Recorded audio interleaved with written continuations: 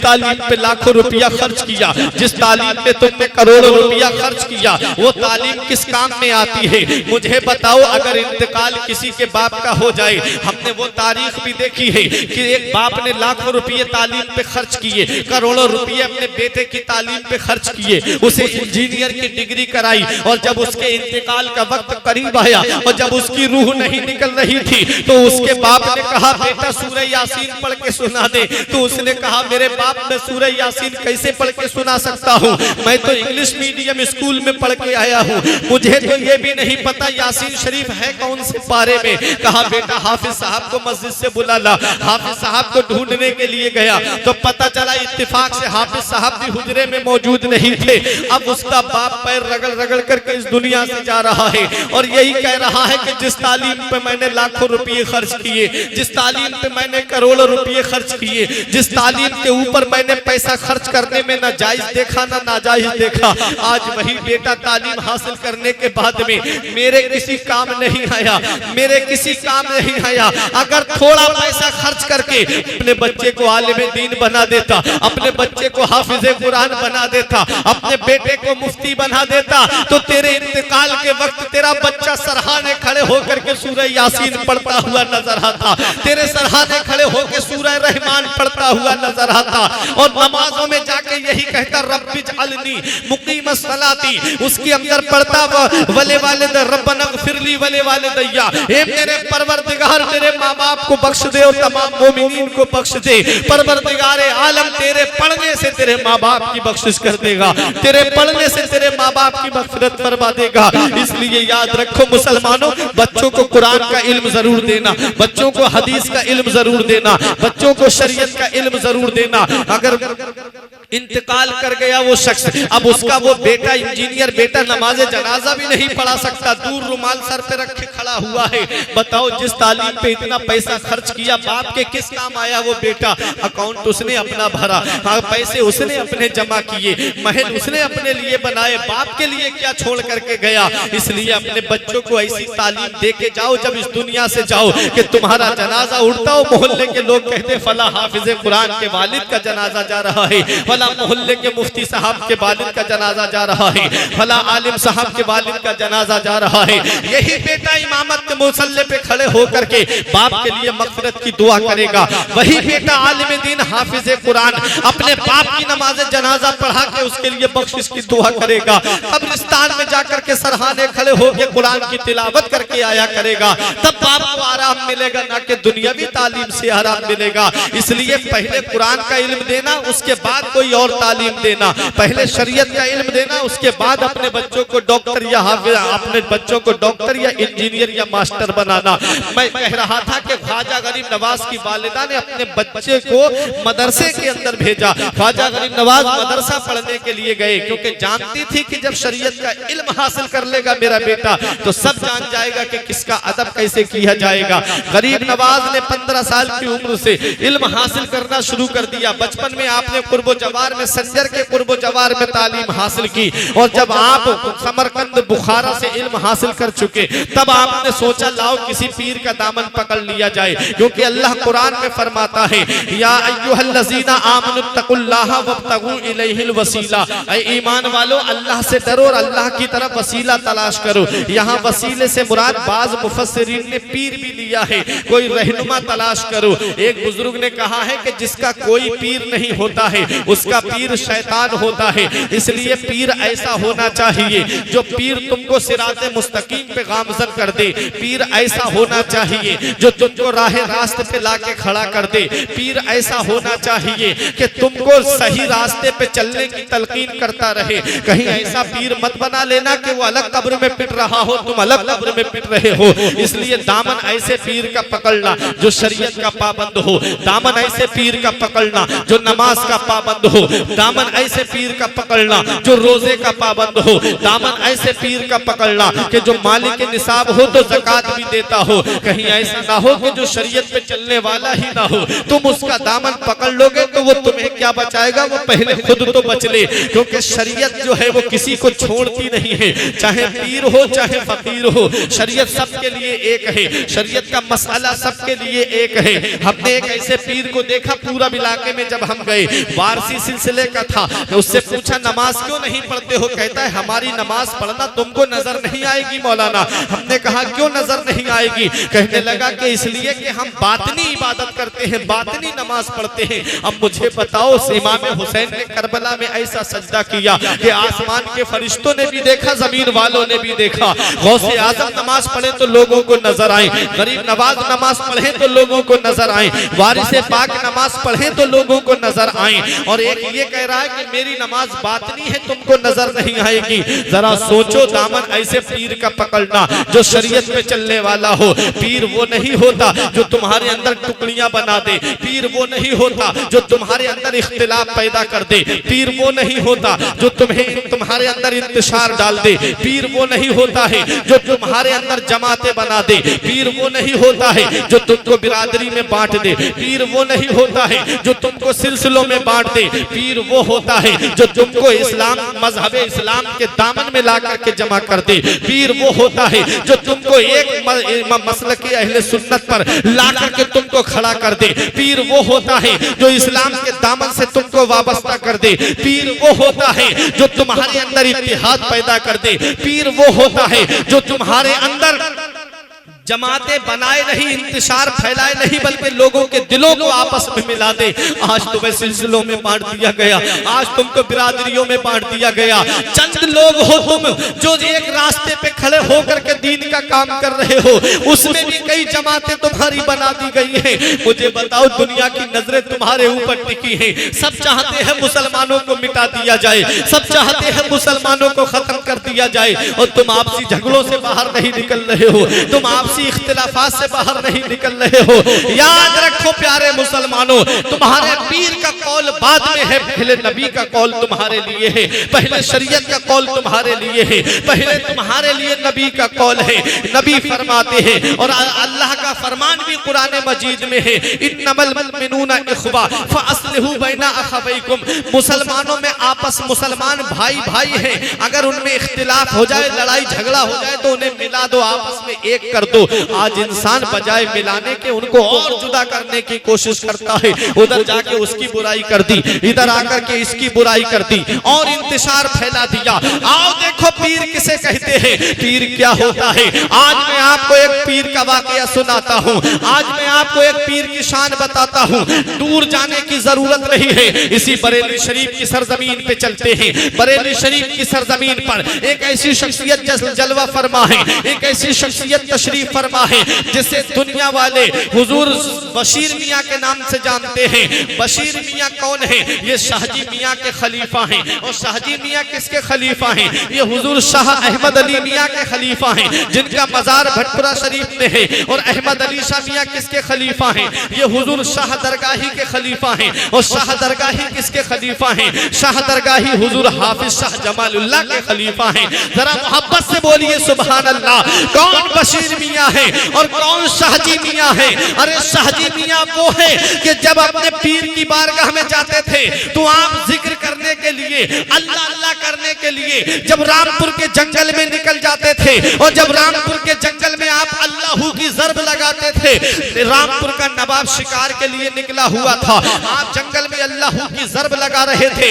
नाम शेर था, आवाज भी अल्लाह ने शेर वाली अता फरमाई थी।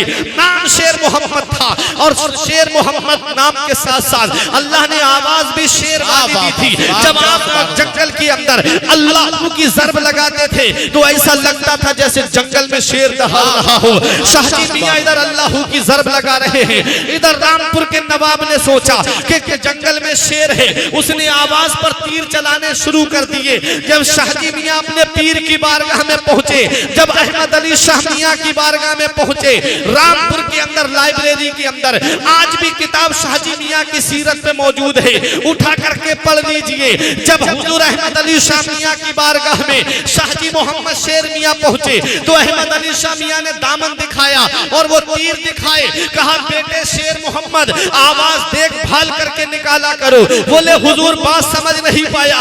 कहा बेटे जब तुम आवाज निकाल रहे थे, जब तुम अल्लाह की ज़र्ब लगा रहे थे, रामपुर के नवाब ने सोचा कि शेर दहाड़ रहा है, उसने आवाज पर जब तीर चलाए। बेटे जब तुम्हारे ऊपर तीर आ रहे थे, तुम्हारा तीर उन तीरों को अपने दामन में ले था। नारे तकबीर, नारे रिसालत, मसलके आला हजरत, जश्ने गरीब नवाज, उर्से जलवा शामिया हुजूर, सरजमीने कमालपुर, फैजाने औलियाए किराम, सुभान अल्लाह सुभान अल्लाह, जिंदाबाद। क्या फरमाया शाहजी मियाँ के पीर ने कि बेटे आवाज देखभाल के निकाला करो। ये देखो रामपुर के नवाब के तीर, क्या पीर थे, कैसे मुरीद की हिफाजत कर रहे हैं। आओ जरा देखो, मेरा मौजू शाहजी मियाँ की सीरत को बयान करना नहीं है, किसी और मौके पे जब हजरत के नाम से जलसा होगा तब बयान करूंगा। एक बात पीर की आ गई थी तो मैं बताना चाहता हूं कि पीर कैसे मुरीद की हिफाजत करता है। आला हजरत ने लिखा है कि पीर की रूहानियत मुरीद की रूह निकलने के वक्त मौजूद होती है।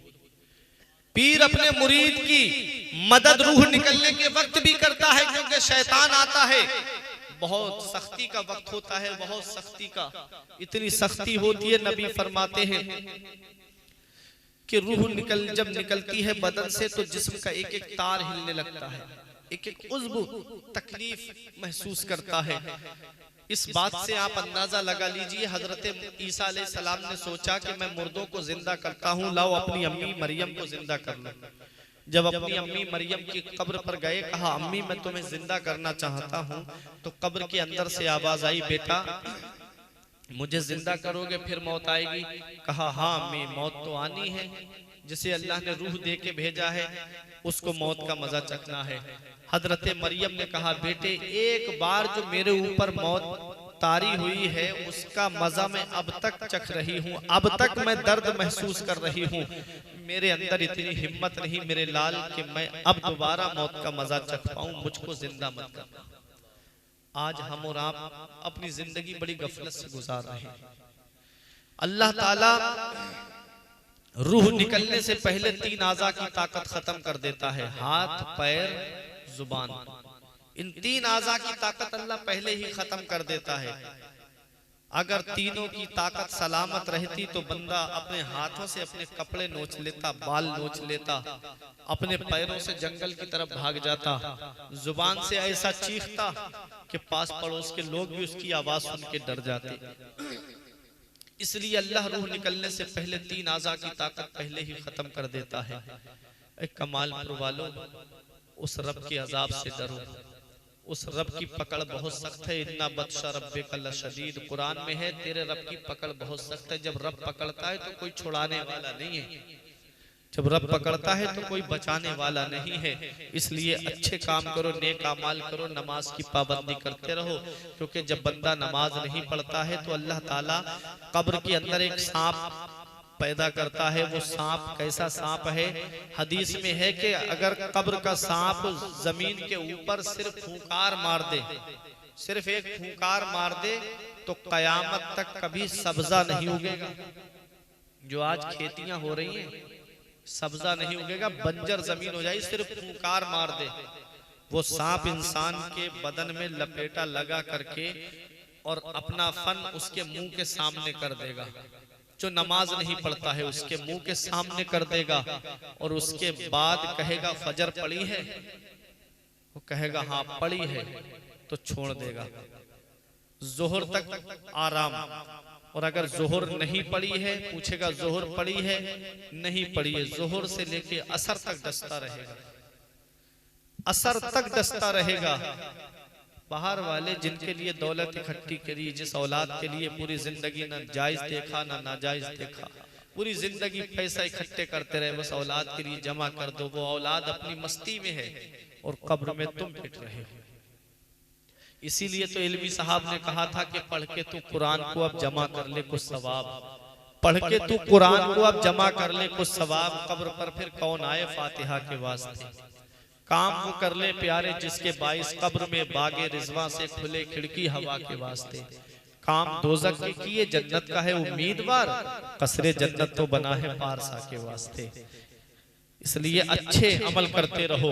मैं अर्ज ये कर रहा था कि जिस्म को बहुत तकलीफ पहुंचती है जब रूह निकलती है, तो मुझे बताओ प्यारे मुसलमानों, पीर क्या होता है? शाहजी मियाँ के पीर और मुर्शिद अहमद अली शाह कैसे मदद कर रहे हैं? आला हजरत लिखते हैं कि पीर अपने मुरीद की रूह निकलने के वक्त मौजूद होता है, क्योंकि शैतान वहां प्यास लगती है ना इंसान को, वो पानी पानी करता है। तो अगर कुछ लोग होते हैं, बुजुर्ग लोग जानते हैं कि वो उस वक्त में प्याले में पानी रख के एक चम्मच से पानी रख देते हैं, होता है, मैंने बाज जगह देखा है। लेकिन कहीं नहीं होता है, बहुत ज्यादा अजीज जाता है तो हवास बाख्ता हो जाते हैं, घर वाले घबरा जाते हैं, रोना पीटना शुरू कर देते हैं। तो ऐसे वक्त में शैतान आता है, पानी का प्याला लेकर के, शरबत लेकर के आता है, कहता है मुझे खुदा कह दे मैं तुझे ये पानी पिला दूंगा। बहुत ज्यादा सख्ती होती है वहां, यहाँ पीर काम आता है। पीर वहां आता है कि अपने मुरीद को बचाने के लिए इसने मेरे हाथ पर अपना हाथ दिया है, कहीं ऐसा ना हो कि कयामत के दिन में इसकी वजह से पकड़ में आ जाए। पीर वहां मौजूद होता है। कब्र में सवाल जवाब होते हैं, तो मुनकर नकीर के सवाल जवाब के वक्त भी पीर वहां मौजूद होता है। मीज़ान अमल पर कायम होगा, उसका अमल तोला जा रहा होगा, पीर वहां भी मौजूद होगा। तो पीर ऐसा, अब हमको सोचना है कि हमको ऐसा पीर बनाना है कि जो शरीयत पे चलने वाला हो, जो शरीयत के दामन से वाबस्ता हो, तभी तो वो हमारे काम आएगा। और जो शरीयत पे चलने वाला ना हो, वो खुद नहीं बच पाएगा अल्लाह के अजाब से, तो वो तुम्हें कैसे बचाएगा? मैं अर्ज ये कर रहा था कि बशीर मियाँ कौन है? तो बशीर मियाँ का मजार बरेली शरीफ की सरजमीन पर है। एक अब्दुल बशीर मियाँ है जिन्हें अल्लाह वाले मियाँ कहा जाता है, उनका मजार पीलीभीत शरीफ की सरजमीन पर है। तो मैं बशीर मियाँ की बात कर रहा था। फजर की नमाज के बाद ये गंगा नदी की तरफ चले जाते थे और एक झोपड़ी डाल के वहां अल्लाह अल्लाह किया करते थे, वहां पर नमाज पढ़ा करते थे, अपने रब को याद किया करते थे। और इनके घर पर एक लंगर चलता था जहां मुसाफिर खाना खा के जाते थे, बेवाएं खाना खा के जाती थी, यतीम खाना खा के जाते थे, मुफलिस खाना खा के जाते थे। वहां पर आपके पास में एक शख्स नोटों की गड्डी लेकर के आया और आकर के आपको सलाम किया। सलाम के बाद आपके पास में बैठ गया, कहने लगा हुजूर ये पैसे लेके आया हूँ, इनको आप लंगर के लिए रख लीजिए। बशीर मियाँ ने नोटों की गड्डी को हाथ में लिया, आंखें बंद की, थोड़ी देर के बाद नोटों की गड्डी को आग के अंदर डाल दिया। आग के अंदर जब गड्डी का डालना था, अब ये कहने लगा हुजूर आपने ये क्या कर दिया, इतने पैसे मैं लेके आया था, आपको क्या पता मैंने कहां से पैसे जमा किए थे, आपको क्या पता मैं कहां से ये दौलत जमा करके लाया था, आपने मेरी सारी मेहनत पर पानी फेर दिया है। आपने फरमाया खामोश हो जा। बशीर मियाँ ने अपना हाथ आग के अंदर डाला और नोटों की गड्डी को बाहर निकालते हैं, उसके बाद उसके हाथ पे रख देते हैं। इरशाद फरमाते हैं पहले मुझे ये बता दे, ये जो पैसे मेरे पास लेकर के आया है, इसमें सूद के कितने पैसे लेकर के आया है, सूद के कितने पैसे थे? इसने कहा कि 250 रुपए सूद के थे। शाहजी मियाँ के खलीफा ने कहा पैसे गिन के बता। जब उसने पैसों को गिना तो जो सूद के पैसे थे 250 रुपए, उनको आग ने जला दिया था, और जो हलाल कमाई के थे उनको आग ने नहीं जलाया था। इसलिए याद रखो कमालपुर वालों, हमेशा हलाल कमाई की तरफ रगबत करना, क्योंकि कभी हराम माल की तरफ नजर मत करना। अगर हराम माल तुमने अपने हलाल पैसों में मिला दिया तो पैसे तो ज्यादा हो जाएंगे, लेकिन अल्लाह ताला उसकी बरकत को खत्म कर देगा, अल्लाह उसकी बरकत को खत्म कर देगा। तुमने देखा नहीं है 50-50 हजार की तनख्वाहें पाने वाले परेशान फिरते हैं, और 5,000 की तनख्वाह पे गुजर बसर करने वाला इमाम, उसके घर में कितना चैन सुकून होता है, उसके घर में कितना आराम होता है, उसके घर में कितनी राहत होती है। कपड़े देखो तो बेहतरीन पहनता है, खाना देखो तो बेहतरीन खाता है, उसके बच्चे भी बेहतरीन लिबास पहनते हैं। क्यों? क्योंकि वो रज़ाए इलाही के लिए काम करता है, वो अल्लाह की रजा के लिए काम करता है। किसी इमाम को आपने नहीं देखा होगा उसने तनख्वाह बढ़ाने के लिए अपनी मांग रखी हो, किसी हाफिज को आपने नहीं देखा होगा कि मदरसे में मेरी तेरी तनख्वाह बढ़ाई जाए। रोड जाम किए हो, कहीं जाकर के धरना दिया हो, क्योंकि आलिम जानता है, हाफिज जानता है, मुफ्ती जानता है, दौलत देने वाली जात अल्लाह की है, पैसा देने वाली जात अल्लाह की है, सरमाया देने वाली जात अल्लाह की है, रुपया देने वाली जात अल्लाह की है, हर चीज देने वाली जात अल्लाह की है। पैसा भी अल्लाह देता है, वो राज़िक है, गिज़ा कीड़ों को देता है वो पत्थर में, वो राज़िक है, गिज़ा कीड़ों को देता है वो पत्थर में। भटकता फिरता है इंसान क्यों रोजी के चक्कर में, उड़ाने भर हवाओं में या लगा गोते समंदर में, मिलेगा बस वही जितना के लिखा है मुकद्दर में। जितना अल्लाह ने तेरी तकदीर में लिख दिया तुझे उतना ही मिलना है।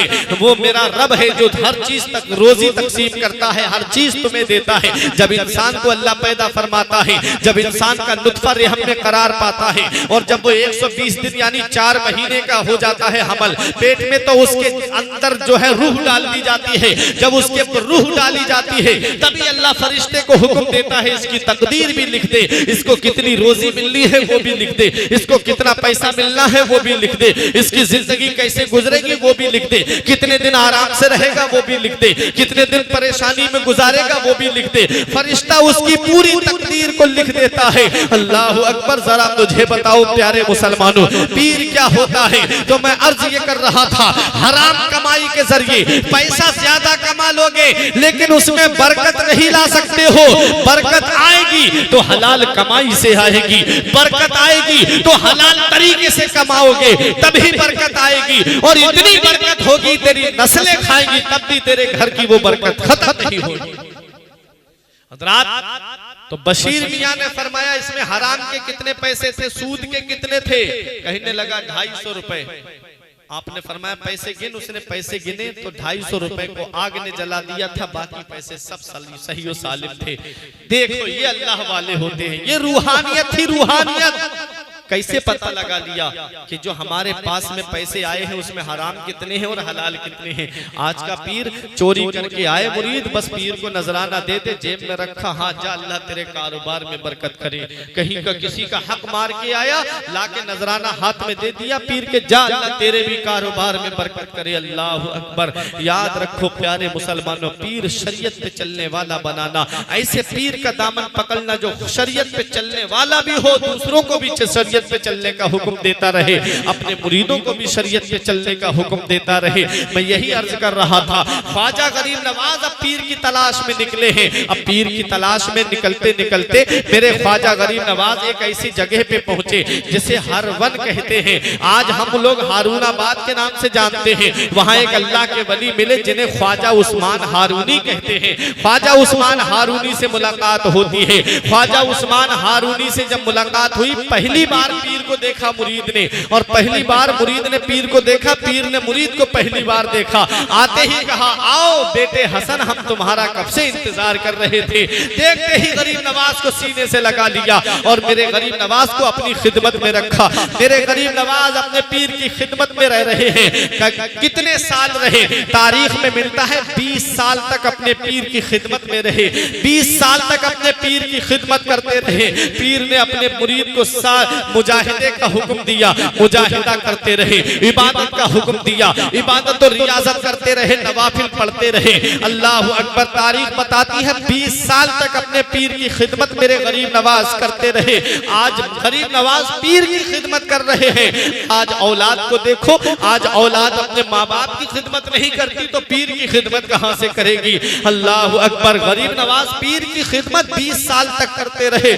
जूतियां मुबारक पीर की अपने बगल में रखा करते थे, बिस्तर पीर का अपने बगल में रखा करते थे, हमेशा गर्म पानी अपने पीर को ला करके दिया करते थे।